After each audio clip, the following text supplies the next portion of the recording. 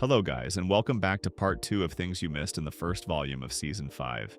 Stranger Things was absolutely packed with references to other shows, and you can spot one of those Easter eggs almost every 10 minutes. That's how rich this show's sublayers are.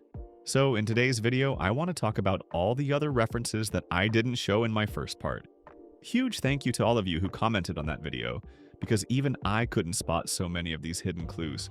Let's get this video started with an homage to one of the most beloved characters from Season 4.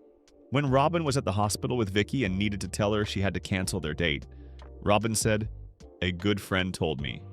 Bad news first, always." How many of you realized that the good friend was Eddie, who said that line when he was hiding in the lake house? This really shows how important Eddie's character was, not only for Dustin, but for the entire group. And speaking of Eddie's influence, did you notice how Dustin not only copied Eddie's hairstyle, but even his attitude, one-to-one, to the point where he sits in Eddie's chair in the cafeteria and tosses his bags the exact same way? Speaking of Robin, how many of you noticed that she's wearing the iconic outfit Winona Ryder wore, with the leather jacket and Tom Waits shirt? What makes this even more awesome is the fact that Maya Hawke specifically asked for that outfit. Winona Ryder's influence in the 90s is indisputable, and it was so cool to see this Easter egg on screen as an homage to everything she did for the industry. The last Easter eggs featuring Robin are some hidden references to Back to the Future. Robin's iconic "It's the flux capacitor" and "Great Scott" were actually direct lines from the movie. Speaking of callbacks to previous seasons, did you notice that Stranger Things always starts with Mike being late for something? Season 5 begins with Mike being late for breakfast. In previous seasons, his Dungeons & Dragons game ran long. He forgot to find money for the arcade. He was late for a movie at Starcourt Mall. And he was late for school because he was reading a letter from 11. Another thing many people missed was Max's map to Holly. In the scene where Holly follows the instructions, the route she takes is called "Walk Up the Hill," which is a direct reference to Max's favorite song, "Running Up That Hill." I feel like this detail was masterfully placed by the Duffer Brothers. Holly running up the hill to meet Max, using the same song Max used to escape from Vecna. This served as foreshadowing that Holly and Max would eventually carry out their plan successfully and return to the real world. Also, Holly's entire outfit and her journey through the woods give off serious Little Red Riding Hood vibes, with Henry as the big bad wolf. And since we're talking about Holly, the Duffer Brothers already hinted at her fate before she was kidnapped by the Demogorgon. When the monster cracked the roof, we see Holly scared in her room, and behind her is a poster for the movie An American Tail. That movie perfectly describes Holly's situation. It's about a young mouse who becomes separated from his family while immigrating to America and spends the whole film trying to reunite with them, which is very similar to Holly's storyline. The same thing can be said about the book Holly is reading, A Wrinkle in Time. It really feels like Holly's story was foreshadowed multiple times. The synopsis of A Wrinkle in Time is about a young girl traveling through dimensions to save her father from a dark entity known as the Black Thing, which mirrors Holly's journey perfectly, with her dark entity being the Mind Flayer. The book also features time travel, which has already been hinted at in the first volume of Stranger Things. Another big hint from A Wrinkle in Time is the Tesseract, a four-dimensional cube with connected vertices, used in math, sci-fi, and as a concept for higher dimensions. In the book, the Tesseract is what allows the characters to travel through time. In episode 2 of volume 1, we can clearly see Derek in the classroom building a Tesseract, and to me, that's a very intentional connection to the book, and to the idea that he is Henry's next target. I think Holly was involved in the highest number of Easter eggs because every time I rewatch the show, I find a new reference.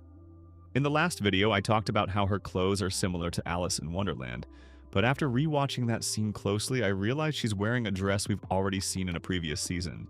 The pale yellow dress Holly tries on is the same dress Alice, Henry Creel's sister, wore when Victor Creel was telling Nancy and Robin about the night his family died. The last hidden detail I want to point out about Holly, and trust me, this one is extremely hard to spot, happens in the scene where she's home alone cooking. On the table, the brand of cake mix she uses is called Devil's Food. Isn't that a little too obvious, especially considering that Holly is inside the Creel house? I want to thank you for this next detail because I'm not from the US and I never could have known this one. On the missing poster for 11, the phone number is fully visible, and if you call that number, you actually get an answer from the Hawkins Police Department. a pre-recorded message urging citizens to share information about the missing girl. Isn't that awesome? As you might know, the two biggest movies that inspired Stranger Things are Poltergeist and A Nightmare on Elm Street. So, if in the first video I talked about the references from Poltergeist, in this video I want to talk about the references to A Nightmare on Elm Street. The first reference to this movie is Dustin's wire trap. This is almost identical to the trap Nancy Thompson prepared in the original film. And yes, the main character's name is Nancy Thompson, which looks quite a lot like Nancy Wheeler, don't you think? And if you think the similar names are just a coincidence, then the clothes definitely aren't.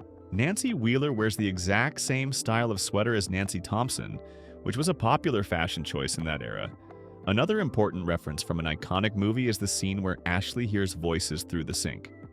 This is a clear nod to the horror movie IT, when Beverly hears the voices of the dead kids through the sink. For this next thing you missed, I can't blame you at all because there was no way to know unless you were a die-hard fan. But Holly's teacher, Mrs. Harris, is played by Hope Hyde's Love, who was the Duffer Brothers' actual high school drama teacher. It's such a touching tribute to someone who influenced them so deeply. Who knows, maybe if Hope hadn't been their teacher, we wouldn't have Stranger Things at all. Her influence definitely played a major role in shaping the amazing series we enjoy today. Moving on, the snake Dustin uses to get back on Andy is named Jake, which is a reference to one of the most iconic wrestlers of the era, Jake the Snake Roberts. The last two things you might have missed in the first volume of Stranger Things are extremely subtle hints that one of my subscribers pointed out. And trust me, you really need a trained eye to notice these. The first is the moment Will climbs a tree in the Upside Down, which is a reference to the classic film The NeverEnding Story. You might remember that this movie already appeared before in Stranger Things, in one of the most iconic moments of Season 3, the scene where Dustin and Susie sing their song together. The last one is a callback to one of the most popular comedy movies of the 80s, Uncle Buck. The scene where Dustin is holding a drill against Steve's is a direct reference to the iconic drill scene in Uncle Buck.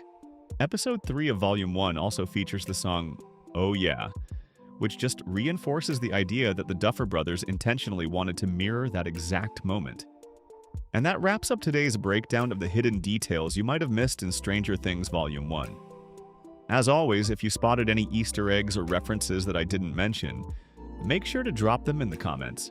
I love reading through your discoveries, and honestly, you guys always manage to catch things I completely overlook. If you enjoyed this video and want me to go even deeper, let me know, because I can definitely make a part 3. There are still so many small clues, visual callbacks, and tiny details sprinkled throughout the show, and I'd be more than happy to cover them in another episode.